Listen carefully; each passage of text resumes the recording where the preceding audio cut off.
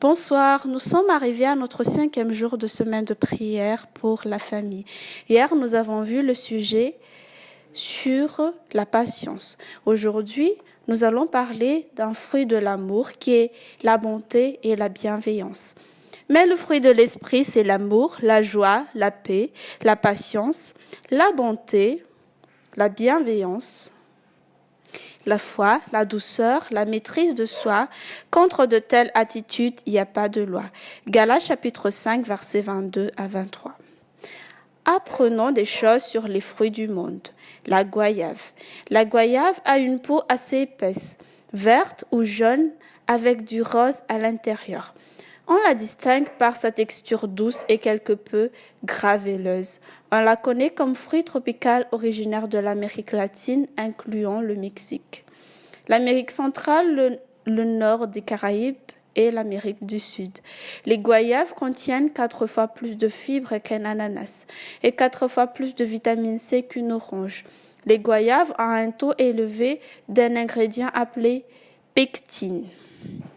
Aussi, l'emploie-t-on beaucoup pour faire des sucres d'orge, confitures, gelées et marmelades. En Amérique du Sud, l'hôte offre souvent des goyaves comme apéritif avec du fromage et des biscuits salés aux rencontres familiales. Le fruit spirituel de ce jour est la bonté et la bienveillance. Dans Galates, chapitre 5, versets 22 et 23, se lisent ainsi. Mais le fruit de l'esprit, c'est l'amour, la joie, la patience, la paix, la bonté, la bienveillance, la foi, la douceur, la maîtrise de soi. Contre de telles attitudes, il n'y a pas de loi. La bonté est la qualité d'être généreux, considéré et amical. On peut pratiquer la bonté de plusieurs façons, comme d'ouvrir une porte, de partager de la nourriture avec quelqu'un qui a faim, d'aider quelqu'un à apporter un lourd fardeau ou simplement partager un sourire. Dans Éphésiens chapitre 4, versets 31 à 32, l'apôtre Paul enseigne l'essence de la bonté aux membres de l'église d'Éphèse quand il déclare que toute amertume, toute fureur, toute colère, tout éclat de voix, toute calomnie et toute forme de méchanceté disparaissent du milieu de vous. Soyez bons et pleins de compassion les uns envers les autres. Pardonnez-vous réciproquement comme Dieu nous a pardonnés en Christ. Ici, Paul parle à des croyants juifs et gentils, réclamant le droit de faire partie de la famille de Dieu de manière égale. En tant que tel, Paul leur rappelle que leur relation familiale devrait être avisée des valeurs du royaume de Dieu. Ceci implique qu'il faut mettre de côté 5 péchés dans toutes leurs relations. L'amertume, le courroux, la colère, la clameur et la calomnie. Il faut aussi se débarrasser de la rancune et remplacer ces comportements répugnants par la bonté, la compassion et le pardon, étant donné que c'est la façon dont Dieu se comporte avec nous. Paul poursuit en disant « Vous devrez aussi vous comporter de cette façon les uns avec les autres ». Ces actions incluent la bonté ont pour but de construire des familles et de développer l'unité dans le corps du Christ. Jésus pratiquait la bonté chaque jour de manière très courageuse et radicale pour son temps. Sa bonté souvent étendue aux plus petits, des gens qui n'étaient pas bien traités dans la société.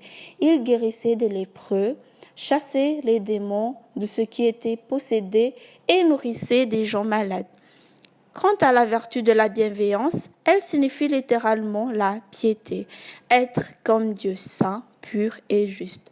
Tout comme la bonté, un cœur pur est requis pour cultiver le fruit de la bonté.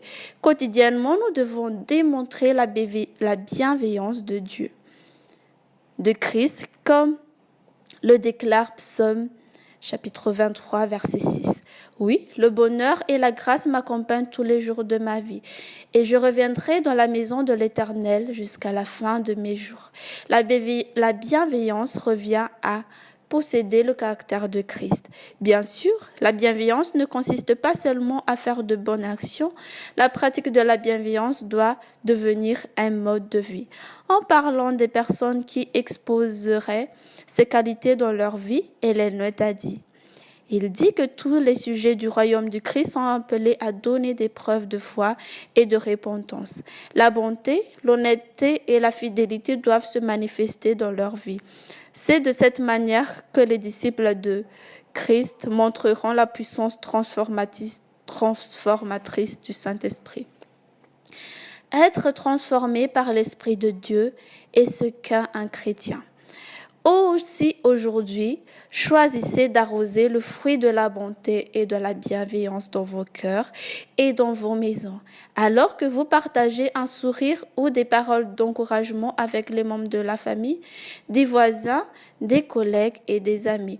Que chacun reconnaisse que vous marchez par l'Esprit, plutôt que vivre selon les désirs de la chair, parce que l'Esprit de Dieu vit en vous. Prions ensemble. Père céleste, tu es si aimant, bon et bienveillant envers nous chaque jour. Aide-nous à être aimants, bons et bienveillants les uns envers les autres à chaque occasion qui se présente à nous. Au nom de Jésus, Amen.